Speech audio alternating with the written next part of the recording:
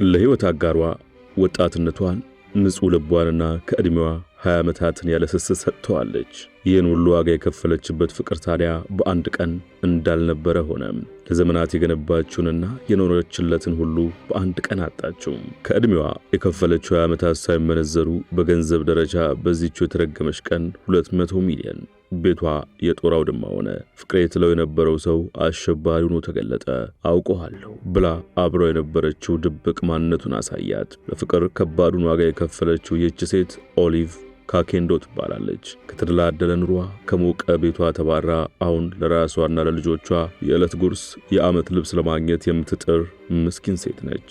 ትናንት በኬንያ ናይሮቢ በርካታ ሀብትና ንብረት ያፈራች ሰው ነበረች። አሁን ግን ምንም የሌላት ጭሩ አዳሪ ለመሆን ተገዳለች። ይህ ሁሉ ግፍ በእኔ ላይ ስለምን ደረሰብኝ እያለችም ታለቅሳለች። This is my husband and the wife that is making me suffer up to now. She offered him her youth, her heart, and almost 20 years of her life. But then one day, everything collapsed.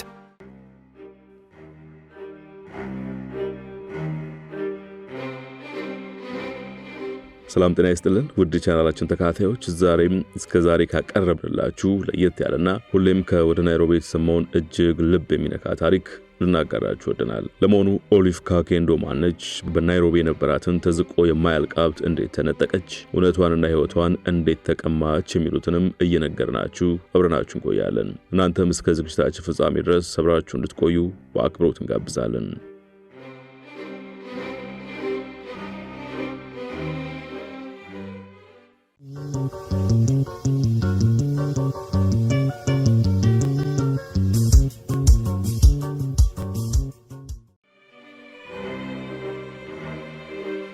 ሙሉ ስሟ ኦሊቭ ካኬንዶ ፒተር ሞሪዲ ይባላል። አሁን ላይ 46 ዓመት ሞልቷታል። ከመምህሯ ጋር በፍቅር ወድቃ ጎጆም ለመቀለስ በቅታ ነበር። አባወራው ደግሞ መምህሯ፣ ከዛም ባለቤቷ የሆነው ሰው ፒት ሞሪዲ ሞርፋት የተባለ ግለሰብ ነው። ሁለቱ ጥንዶች ጋብቻ የፈጸሙት በአውሮፓውያኑ ዘመን ቀመር 2005 ላይ ነበር። የአሁኑ መስቀልቀል ከመፈጠሩ አስቀድሞም እውነተኛ ፍቅር የሚመስል የአብሮነት ጊዜ ነበራቸው። ብሩህ ተስፋ፣ ለፍቅር የሚያደላ ልብ የነበራት ሴት የግራ ጎኗን በምትሻበት ሰዓት አነጋገሩ ለስላሳ፣ ጸባዩም ሸጋ የሚመስል ሰው ዘመናችንን እንጋር አላት። ደግሞም ሰው አክባሪ፣ ሲበዛም ሃይማኖተኛ ሰው ነበር። ከዚህ ሰው ጋር አብሮ ማርጀት መታደል ይጠይቃል እስክትል ድረስ እንከን የለሽ ሆኖ ሲቀርባት ጥያቄውን አለመቀበል፣ ወጥመድም ውስጥ አለመውደቅ የማይታሰብ ነበር። ያ ልብ የሚያሞቀው ፍቅር እንዲህ ያለ መራር ዋጋ ያስከፍለኛል ብላም በፍጹም አልጠበቀችም። በመልካምነት የተጀመረ ፍቅር የኋላ ኋላ ከእድሜዋ ላይ 20 ዓመታት አሳጥቷታል። ጥራግራ ብዙ ሀብት ያፈራችው ሰው አሁን የሰው እጅ እስከ ማየት እንድትደርስም አድርጓታል። ለመሆኑ እየተፈጠረው ምንድን ነው?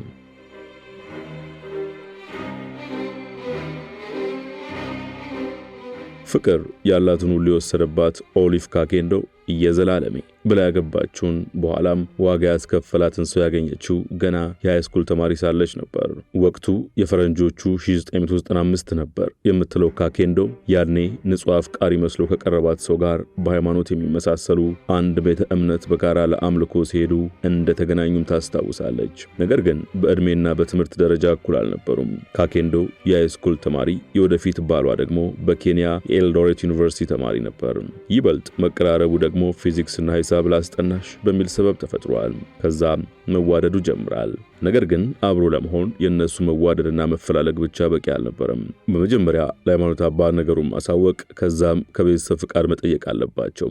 የሁለቱ የፍቅር ግንኙነት ታዲያ እነዚህን ሁሉ መንገዶች አልፎ ካኬንዶ የሃይስኩል ትምህርቷን እንዳጠናቀቀች ጋብቻ ፈጸሙ። ጉሮ ሸባይ ተብለው ተዳሩ። ያዝልቃችሁ ተብለው የተሞሸሩት በአውሮፓውያን አቆጣጠር 2005 ላይም ነበር።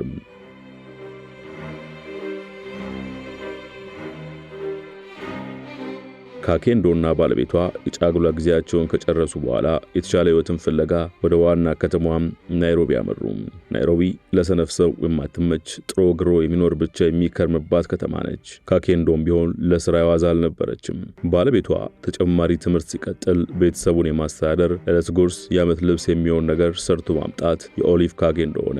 ምቾት ተድላ ሳትል ሌት ተቀን እየሰራች ባሏ ችላ ሲላት እየታገሰች ለቤተሰቧ ኖረች። በስነ ምግባር የማትታማ እማማ ሲበዛ የጸሎት ሰውና ባለ ራእይ ሴት እንደነበረችም ይነገርላታል።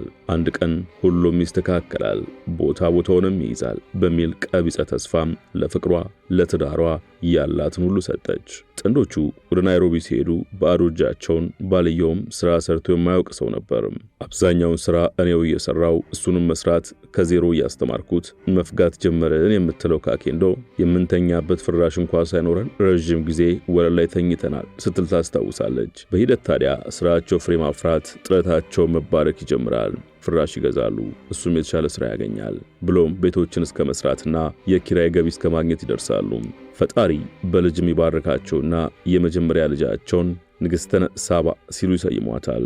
ምንም ያልነበራቸው ጥንዶች በዚህ ሰዓት የሚኖሩት በራሳቸው ቤት ነበር። ከዛም አልፎ የሚያከራዩ ተጨማሪ ቤት ነበራቸው። በ2009 ታዲያ በናይሮቢ ጥሩ ስራ ይዞ የነበረው ባለቤቷ ወደ ሞምባሳ ተዘዋውሮ እንዲሰራ ተመደበ። የደሞዝ ጭማሪና የደረጃ እድገት አግኝቶ ስለነበር ሁለቱም ተስማምተውበት በሞምባሳ ስራውን ይጀምራል። የሚያገኙትን ገንዘብ እየቆጠቡ በሞምባሳ ሌላ ቤት ገዙ። ሚስት ደግሞ በናይሮቢ የግብርና ስራ ላይ ተሰማርታ ኑሯቸው በእጅጉ ተለወጠ። በናይሮቢም በሞምባሳም ቤቶችን እየገነቡና እያከራዩ ሀብት ማካበቱንም ቀጠሉበት።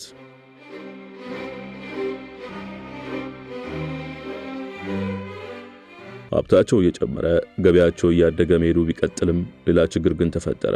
ሚስት ናይሮቢ፣ ባል ሞምባሳ ሆነው እየሰሩ በሳምንት አሊያም በ15 ቀን እየተገናኙ የፍቅር ጊዜ ያሳልፉ ነበር።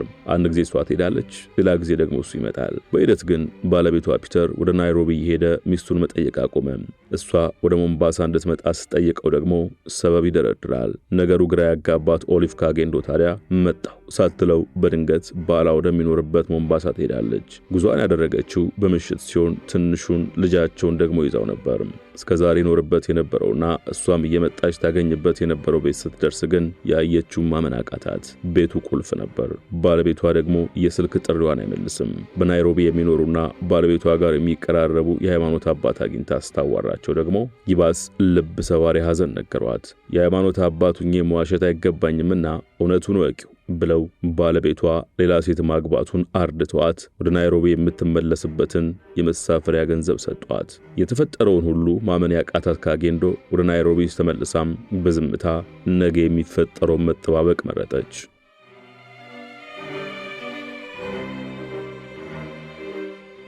ውድ የመሿለኪያ ቤተሰቦች ተረካችንን እዚህ ድረስ ከተከታተላችሁት ዝግጅታችንን እንደወደዳችሁት እርግጠኞች ነን። ከእናንተ የሚጠበቀው ቻናሉ የበለጠ እንዲያድግ አንድ ጊዜ ሰብስክራይብ ማድረግ ብቻ ነው። እናም ሰብስክራይብ እንድታደርጉ አስታውሰን ተረካችንን እንቀጥል። ልጅም ከሆነ ይገፋል፣ ቦርጭም ከሆነ ይጠፋል እንዲሉ ለረጅም ጊዜ ተሸሽጎ ይኖር የሚችል ምስጢር አልነበረምና በመጨረሻም ባልየው ፒተር 2016 ላይ የፍቺ ወረቀት አመጣላት። ጥፋቴ ምንድነው ብላ ብትጠይቀው መልሱ የምፈልገው ፍቺ ብቻ ነው የሚል ነበር። በቶሎ እንድትፈርም በጉልበት ጭምር አስገድዶም የፍቺውን ወረቀት እንድትፈርም ያደርጋል። ይህ ሁሉ ሲሆን ኦሊቭ ነፍሰ ጡር ነበረች። የሚደንቀው ደግሞ ሰውየው ለአዲሱ ሚስቱ ስለ ቀድሞ ሕይወቱ አንድም ነገር ነግሯት አያውቅም። ስለዚህ የቀድሞ ሚስቱን በሆዷ እንደተሸከመችው ልጁ ዞር እንዲሉ ማድረግ ይኖርበታል። ፍቅር እውር ነው የሚሉት አባባል እውነት በሚያደርግ መልኩ ከዚህ ዞር በይ አዲሱ ትዳሬ ሊበጠበጥ ነው ሲላት ለመስማማት አላቅማማችም። ደካማ ጎኗን ተጠቅሞ በሕይወቷ ሲጫወት የነበረው ሰውም ልብሶቿን አውጥቶ በመስጠት የጋራ ብለው የሰሯቸውን ቤቶች በአዳዲስ ቁልፎች ቆለፈ። የቀድሞ ሚስቱንም በጉልበት አባረራት። ጥራግራ ያፈራችውን ንብረት በጉልበት በመውረስ ከእንግዲህ በኋላ አንቺ አይደለምና ወደ መጣሽበት ተመለሽ አላት። በመጨረሻም ጥራግራ ካፈራችው ሀብት 74 ሳንቲም ሳይሰጣት ተባረረች። በጋራ ካፈሩት 200 ሚሊዮን የኬንያ ገንዘብ የሚያወጣ ንብረት አንድም ነገር ሳታገኝ ወደ መጣችበት እንድትመለስም ተነገራት። ከዛ ቤት ይዛ የሄደችው ልጆቿንና ትዝታዎቿንም ብቻ ነበር።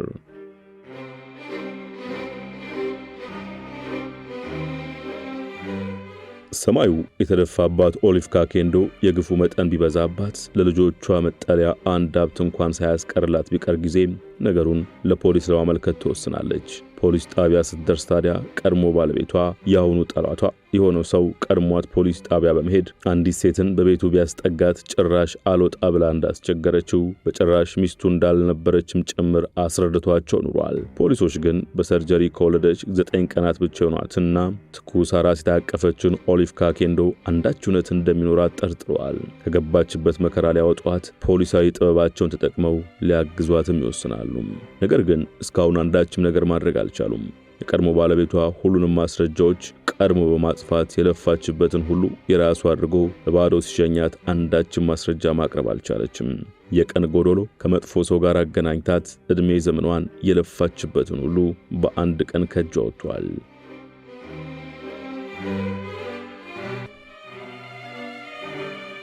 ምስኪኗ ኦሊቭ ካኬንዶ ከአፍሪሚክስ ጋር በነበራት ቆይታ ለመሆኑ ይህንን ሁሉ ግፍ ሰርቶብሽ በነጻነት የሚኖረው ሰው ይህንን ፕሮግራም የሚያየው ከሆነ ምን መልእክት ታስተላልፊለታለሽ ተብላ ተጠይቃ ነበር። መልሷ ልብ ይነካል።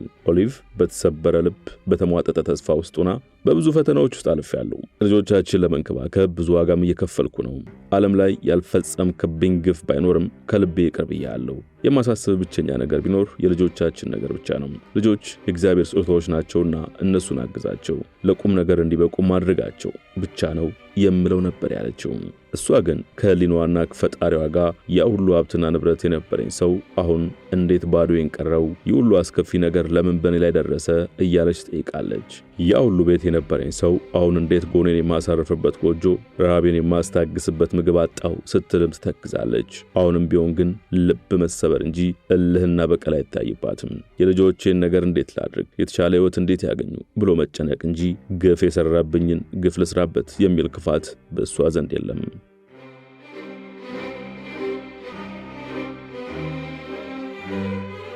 የቀድሞ ባሏ ቢያንስ ልጆቹን በገንዘብ እንዲረዳ ለማድረግ መጠየቋንም ቀጥላበት ነበር። በዚህ ጉዳይ ፍርድ ቤት ገትራው፣ ፍርድ ቤቱ ደግሞ አባትነቱ መረጋገጥ ስላለበት የዲኤንኤ ወይንም የዘረመል ምርመራ እንዲደረግ ያዛል። በዚሁ መሰረት ከልጆቹና ከቀድሞ ባለቤቷ አስፈላጊው ናሙና ተወስዶ ምርመራው በኬንያታ ብሔራዊ ሆስፒታል ይከናወናል። የተጠበቀው ዲኤንኤ ምርመራ ውጤትም ከ2 ወራት በኋላ ይደርሳል። ውጤቱም 99.99 በመቶ መመሳሰልን ስለሚያሳይ ልጆቹ በእርግጥም የሱ እንደሆነ ይረጋገጣል። ነገር ግን የሌባ አይነ ደረቅ መልሶ ልብ ያደርቅ እንዲሉ ይህች ሴት በኬንያታ ብሔራዊ ሆስፒታል የሚሰሩ ባለሙያዎችን በ2.5 ሚሊዮን የኬንያ ሽልንግ ደልላ የተሳሳተ መረጃ አሰርታ ነው ብሎ ይሞግታል። ነገርየው አሳማኝ ባይመስልም እጀ ረዥሙና በሴራ የተካነው ቀድሞ ባለቤቷ በዚሁ ምክንያት በድጋሚ ይረታታል። አሁን ታዲያ የኦሊቭ ካኬንዶ ጥያቄ አጭርና ግልጽ ነው። እስኪ ማንን እንደደለልኩ ምርመራ ተደርጎ ይፋ ይውጣ የሚል። ተበድዬ ሊፈረድልኝ ሲገባ ተፈረደብኝ የምትለው ካኬንዶ መንግስት ጥልቅ ምርመራ አድርጎ ፍትህ እንዲሰጣትም ትማጽናለች። እውነት ይውጣ፣ ንብረቴ ይመለስ፣ ልጆቼም የሚያስፈልጋቸው ይሟላላቸው ስትልም ትጠይቃለች። ለኔና ለልጆቼ ህይወት መንግስት ዋስትና ይስጠኝ ስትልም ትማጽናለች። አንድ ቀን የእውነት ፀሐይ እንደምትወጣ ፍትህ እንደምታገኝም ተስፋ ታደርጋለች።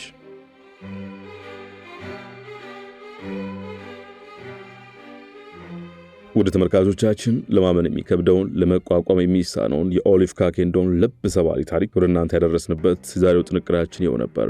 እስኪ በታሪኩ ላይ የተሰማችሁን ደግሞ በሐሳብ መስጫው በኩል አጋሩን። እንደተለመደው ለቻናሉ አዲስ የሆናችሁ ሰብስክራይብ በማድረግና ደውል ምልክቱን በመጫን በየዕለቱ የምንለቃቸው ተረኮች በፍጥነት እንዲደርሷችሁ ማድረግን አስታውስናችሁ። ሰናይ ጊዜ በያላችሁበት።